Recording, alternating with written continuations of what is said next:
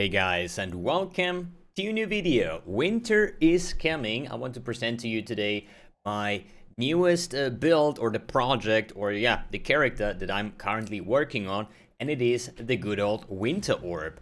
And I kind of pulled off the MBX Classic. This is becoming kind of a meme, so for the people that don't know what this kind of means is let's get like 100 exalts farming up, and then let's buy a headhunter for 100x and then basically have 25 chaos to assemble an entire character.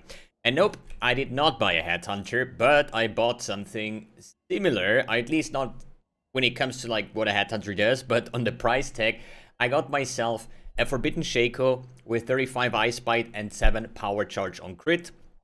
I got this helm cheap for 80x, and that means I was left alone with like, I don't know, like maybe 10, 15x or so to assemble this entire character. So it still has like some very, very rough gear, just some classic void batteries, a badge of the Brotherhood, this chest just for frenzy on hit for 2 exalts, 6 linked already, gloves of the High Templar with just 1 implicit, which is Ellie weakness. Some boots that I had in my dump tab, I chaos spammed them just for cold resistance to get me res capped, and a Torrent's Reclamation. There is no cluster jewels yet, even though I plan to play 3 large cluster jewels, which is left top, right top, and here on the right side. Nothing of that is acquired yet, but this at least gives me the joy and the motivation to grind up currency to get this build going, because I think this is going to be quite amazing. So I would say what is the classic version of the Winter Orb character these days. So I did play Winter Orb twice in the past. I think the last time was like 3.14. I think it was what was the league? Yeah, Weird Circle League, not Ritual, but the other Circle League, right? And I played it as a Slayer using just a typical power charge stacking with Badge of the Brotherhood to get the equal frenzy charges, and then using the Masterful Form Slayer Ascendancy to gain equal endurance charges and convert these endurance charges with the Maven belt into brutal charges, kind of. And this was actually a very good build, and I really enjoyed it. No expo chest required, and still has a very good clearing. There is just one thing I always recommend to people that say like, yo, I want to play Winter Orb. What does it take? What do I need? So I would say the most generic Winter Orb build is power charge stacking. So in the best case scenario, you want to have everything with power charges. The helmet with power charge, which is basically a warlord influenced, I think. Then void batteries, double power charge. You want to have like synthesized drinks with 1 power charge implicit.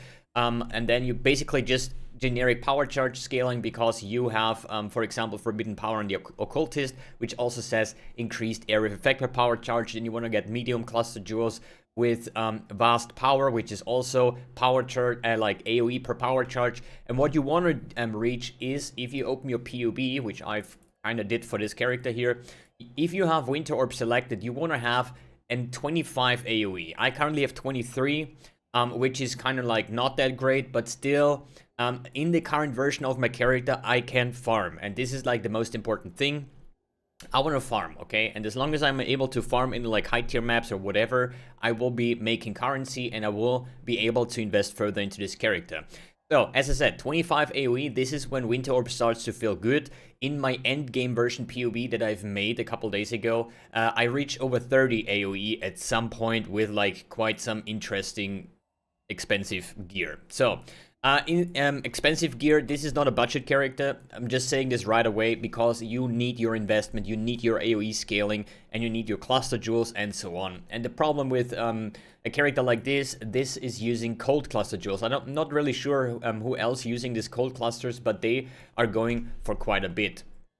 So if you're gonna go PoE trade here, what I'm looking for is a large cluster jewel with, for example, Prismatic Heart. Then you want to get Blanketed Snow, and then you want to get Widespread Destruction, and they are going for currently 17 exalts for the large cluster jewels. And as I said before, I would like to have 3 of those. So I definitely already know where the next, like, I don't know, 150, 200, 250 exalts that I maybe farm up in the next upcoming weeks or something, right?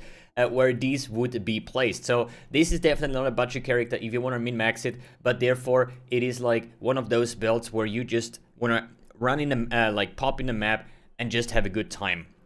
And this is exactly what I'm experiencing with this build, and this is why I like it so much. You know, I just want to Alk and Go maps, you know, and I want to do it in a fast-paced way. I want to have some nice explosions. I want to have Herald of Ice, Shatter, and everything, and it really gives me this feels good moment when mapping, you know. I'm not really focused on like any big mapping strategies. I mean, I do have my Atlas set up here with a bit of Beyond, Delirium, Searing Exarch kind of things, you know.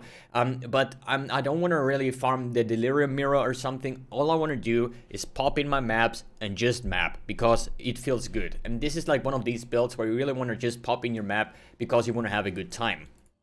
Good.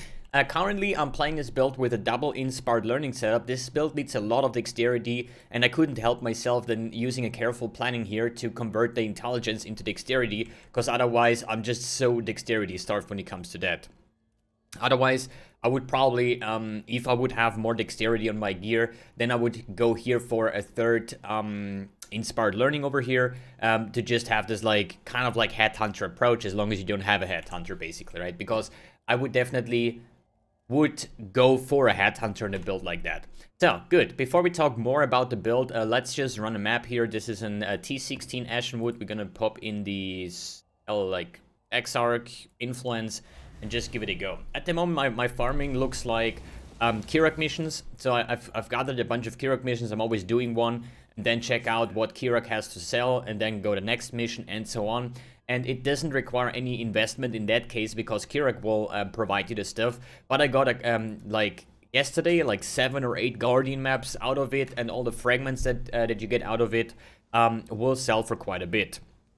So basically, Winter Orb is a channeling skill, as always. So you channel this up. It has maximum stages of 10, unless you have the Helmet Chant, which is a +2, so it's 12. So the more stages you have, the more damage this thing will do, the more projectile frequency you're gonna have. And this also lets people think like that it feels super bad, right? And I personally don't think so, because we're running here. I bought this one like a Megalomaniac just to have like Blast Freeze, which basically spreads your freezes. And this build doesn't have any defensive mechanics, like rather than freeze. And freeze is actually very, very good, but I don't really feel like, since this character is already level 100, MBX on fire, which is weird because it's a cold build, but I don't really care about dying too much. If I die, I have here a Cast and Death Portal setup. I mean, it is a mapper build, a map juicer build, and not like an end game blaster, boss killer, whatever. Even though you could make it to it, right? So when it comes to the harder bosses, you want to hold down your button, but since as long as you're channeling, you're doing massive amounts of DPS. And for the mapping experience, I just tip my Winter Orb once or twice, depending on your cast speed, since Void Batteries also give you like a ton of cast speed, right? And then I just run around, and I don't mind if I have 1 stack, if I have 2 stacks. One single projectile needs to hit, and basically the entire screen will be frozen, the Herald of Ice is going off, and it really is like this like really feels good moment, you know? You just go in, you run next to monsters, and you see shit exploding. So, let me quickly actually try... Okay, no Mage Blood, this is actually sad. But yeah, as you see, I'm running around, and I'm not really focused too much. All I do is basically picking up loot, because Winter Orb, with its kind of built-in Autobot, or aimbot more or less, does the job for me. So basically, all I do is really like go there, pick up the loot, channel a Winter Orb for a little bit, and then just move on to the next part, and just basically just picking up loot, because Winter Orb will do the rest of it.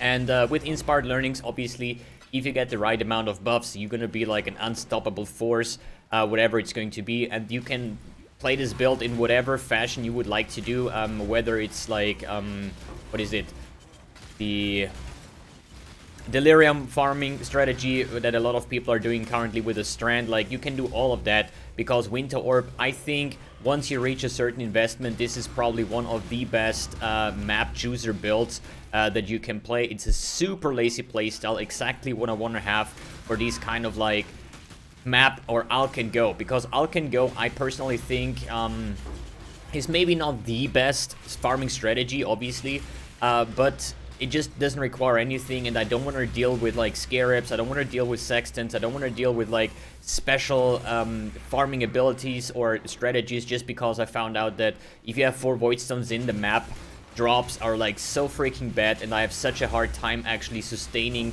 any maps. Not just my favorite maps, literally any map, and this is like kind of bad. So what I thought is like, I'm just gonna remove all of my watchstones and just run maps, you know. That's what I'm probably gonna do for the next couple of days to acquire more currency, and then maybe get some better farming strategy up here. So here should somewhere be the boss. I just don't know exactly where it is. Unless we already killed him. I don't think so. He should actually be somewhere here on his house. It's like the boss is like this ranger dude. But as I said, it could be that he already died somewhere in the monster package here, whatever.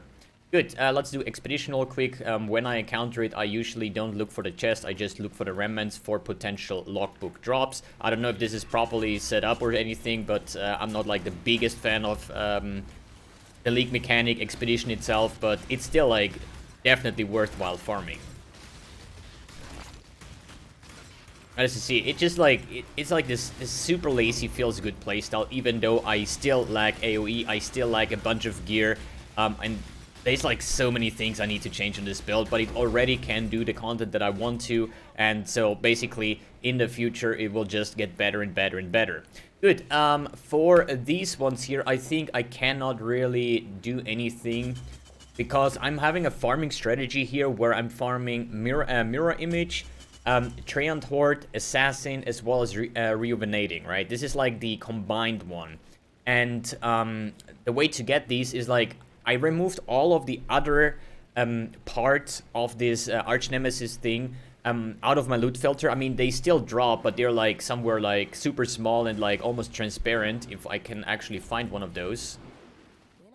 Because I only want to focus on this one just to have like an easy approach to the league mechanic. So basically the recipes that I'm using is in one hand Deadeye plus Vampiric, then it's Gargantum and Vampiric, then it's Soul Conduit and Echoist, I think, and there is like Steel Infused plus Sentinel plus Toxic, which I don't currently have, that's why I cannot like combine it, but it's fine. All the other recipes are out of my loot filter just because I don't want to make it too complicated when it comes to that. You know, I don't want to make like this 5-head strategies, because I can actually show you an image here how this basically looks like. If you really want to have a really good take on the league mechanic, this is what it's about. You know, you have here your bottom tier, the first combined, second combined, third, and then T4, which is like Kitaver touched and Innocence touched, which is definitely profitable and insane. But I personally, I just don't feel like farming all the way up and trying to find the recipes that I would like to have to combine. So I just took the easiest ones, the easiest combinations basically, and this will just result into currency. Treant Horde is basically adding a bunch of more monsters with the mirror image, dropping Scarabs, and then another time with currency with like best result gets chosen. So if I would do it, I would first pop in the mirror image, then I would go for Treant Horde. So every of the other couple altars from Archnemesis will drop me Scarabs, and then round it off with currency. And that's basically my approach, what I'm currently doing. Other than that, as I said, I'm currently farming Kirak with my Atlas strategy over here, which is not really a strategy, it's just like Mirror of Delirium, Beyond, Searing Exarch, Essences, Strong Boxes, everything that just gives me like a nice little extra...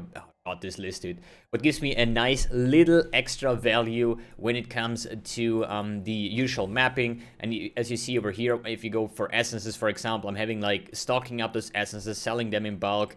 And this is basically the way I make currency right now. Okay, let's take a little bit a closer look at the build itself. I'm having here Phantasmal Winter Orb, which is increased projectile speed, infused channeling, GMP, and inspiration support, and this with the Ice Bite and Power Charge on critical. If you don't have that helm, what I currently assume, you would go for a normal Power Charge or max Power Charge helmet, since it's a Power Charge stacking build, and you would go, take a Winter Orb into your 6-link, and in my 6-link, I do have a Cold Snap setup with Hex Touch, Frostbite, Inspiration, Bone Chill, and Unbound Ailments to get this like big freezes out. And this is basically every time I encounter something that is dangerous, for example the Archnemesis before I activate it, the Essence before I activate it, like Red Beast, whatever map boss, you know, all I do is basically throw down my Arcanist brand, lay down my my Cold Snap over here, and then I just channel and just blast this monster. Other than that, here, Archnemesis brand coming with the Frost Bomb and the Sniper's Mark, since this is a projectile skill. Then Flame Dash, Arcane Surge, as well as the Vile Haste, just for the Vile Haste, not for Haste as the aura itself. Then I have Zealotry, Hatred, Herald of Ice with an Enlightened support, as well as Cast on Death, Portal, and Cast when Damage Taken, and Immortal Call to add another layer of defense. Since I'm too poor to acquire like any synthesized 1 max power charge rings, I tried to use this Polaric Devastation, which says on the right, ring slot cover enemies in frost for 5 seconds if you freeze them. This is actually a quite little DPS boost, so if I just go here in the calculations, I currently have like around about 750k DPS per projectile on Winter Orb.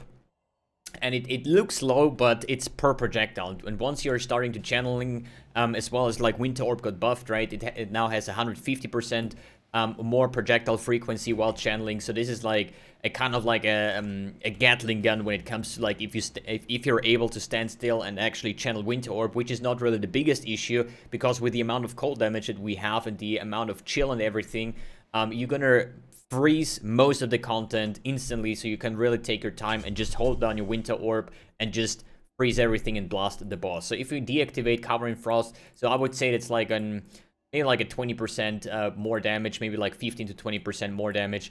And as I said, we're Occultist, we have Malediction, we have Void Beacon, we have Frigid Wake, and the Forbidden Power.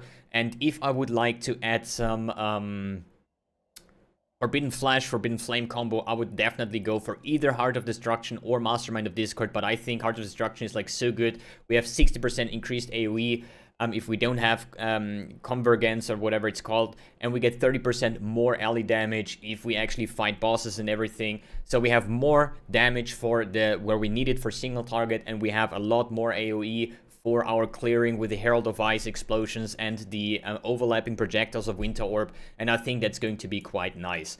Yo, then I have here a Glorious Vanity. This just gives me the Corrupted Soul Keystone, so life is extra ES, and then like split damage, so you can kind of use like life leech and ES leech, so you have like a double leech setup here, which I used in various builds in the past, especially when it comes to Herald of Thunder Auto Bomber.